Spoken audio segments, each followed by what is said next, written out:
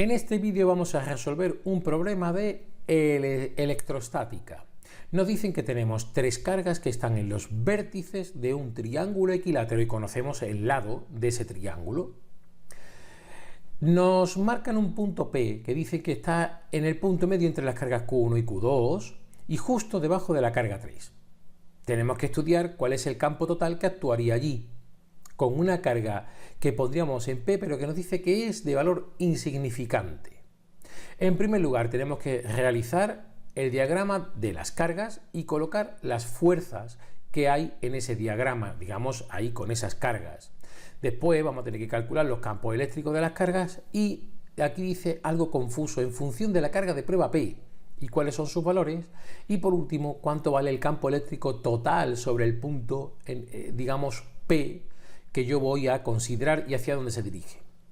Bien, vamos a hacer en primer lugar el esquema de la situación. Para ello nos venimos aquí, dibujamos una pizarra y tenemos nuestro triángulo equilátero donde yo voy a marcar las cargas con los números, como ves aquí, 1, 2 y 3. Estas cargas que tienen digamos el color azul es porque son positivas, esta carga 3 es negativa y le he puesto un color distinto. Tendríamos que marcar nuestro punto P, que está justo en el punto medio entre 1 y 2, como ves aquí, y cae justo debajo de la carga 3. Y vamos a pintar cuáles son las fuerzas que habría sobre el, digamos, tomando como referencia el punto P, debido a cada una de las cargas. Fíjate lo siguiente. La fuerza que yo pinto aquí como F1 tiene dirección horizontal, porque la dirección es, digamos, la línea que une a ambas cargas, o en este caso a la carga 1 con el punto P, que es igual que la carga 1 y la carga 2, dirección horizontal, y el sentido hacia la derecha, porque la carga 1 es positiva y las líneas de fuerza del campo son hacia fuera de la carga, por lo tanto el sentido sería, como ves aquí, marcado hacia la derecha. Para la carga 2, que también es positiva, si tomo origen en el punto P, la dirección es la misma, pero el sentido es el contrario, porque este sentido sería hacia fuera de la carga 2.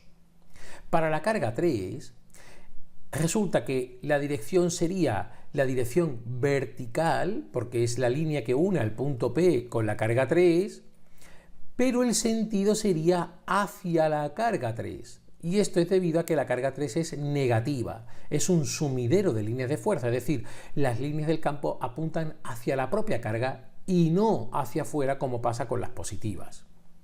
Una vez que tenemos explicado el esquema de las fuerzas, vamos a hacer el cálculo del campo que crea cada una de esas cargas en el punto P. Para ello vamos a usar la expresión del campo eléctrico en función de la carga y la distancia, que es esta que ves aquí. El campo sería el valor de la constante dieléctrica, vamos a suponer el vacío, por el valor de la carga partido por la distancia al cuadrado, y aquí pondremos un vector asociado. Si nos vamos a la carga 1, podemos hacer el cálculo partiendo de nuestra ecuación y fíjate que yo aquí ya le doy cuál es el vector que voy a usar. En mi caso es el vector I, porque da cuenta de la dirección horizontal, y lo pongo positivo porque yo voy a tomar como criterio de signos que hacia la derecha y hacia arriba es positivo. Como el campo 1 apunta, tal y como habíamos marcado aquí, hacia la derecha, por eso tomo aquí I como positivo. Hacemos el cálculo, 9 por 10 elevado a 9, que es el valor de K, la unidad Newton por metro cuadrado partido por Coulomb cuadrado, por, y ahora tendríamos 2 por 10 elevado a menos 9 Coulomb. Este 10 elevado a menos 9 equivale al prefijo nano que me dice en el enunciado para la carga. Y abajo la distancia, que como está en el punto medio entre la carga 1 y la carga 2, ese punto P, es justo la mitad del lado del triángulo, que eran 20 centímetros, por lo tanto serían 10 centímetros, que lo pongo como 0,1 metro al cuadrado. 0,1 al cuadrado, metro al cuadrado. Trabajamos con las unidades, cancelamos Coulomb con el cuadrado que tengo aquí, metros cuadrados con metros cuadrados, y me va a quedar el resultado que ves aquí, 1,8 por 10 elevado a 3, y mi vector unitario, y con el sentido positivo, y la unidad que me quedaría en Newton partido por Coulomb. Voy a poner ahora cuál sería la fuerza en el punto P debido a la carga 1, porque dijimos antes que este apartado parecía un poco confuso. Entonces, el campo depende solo del valor de la carga 1, mientras que la fuerza sí dependería también del valor que pusiéramos en el punto P. Así que la expresión que me quedaría sería, como ves aquí, esa fuerza 1 sería el vector del campo que acabo de calcular por el valor de la carga en el punto P. Y le voy a poner aquí asociado el vector unitario. ¿Y por qué? Pues porque es el que me ha salido, simplemente para tenerlo así en cuenta. Siguiente paso sería el campo debido a la carga 2. Es análogo a lo anterior. Ahora bien, fíjate que la salvedad está en que yo voy a considerar aquí menos i, el vector unitario. ¿Esto por qué? Pues porque apunta en sentido contrario al de la carga 1, como veías antes en el esquema. Así que yo hago la operación, ahora pondríamos como valor 3 por 10 elevado a menos 9, 3 nanocoulombios. La distancia sigue siendo la misma porque P estaba en el punto medio entre la carga 1 y la carga 2. Yo obtengo como valor 2,7 por 10 elevado a 3 menos I, que esto es importante, newton partido por coulombio. Ya estoy indicando que el campo 2 tiene sentido contrario al campo 1. La fuerza para el campo 2, pues exactamente igual, fíjate, sería esa fuerza 2, el campo 2, por la carga en P, y aquí le voy a colocar menos I para que sea coherente, insisto, con lo que he dibujado antes en el esquema. Por último, me voy al campo de la carga 3. Pero mucho cuidado, porque la distancia que hay desde la carga 3 hasta el punto P no es como antes 0,1 metros. Esta distancia que hay aquí ahora no es la misma que había de aquí a aquí.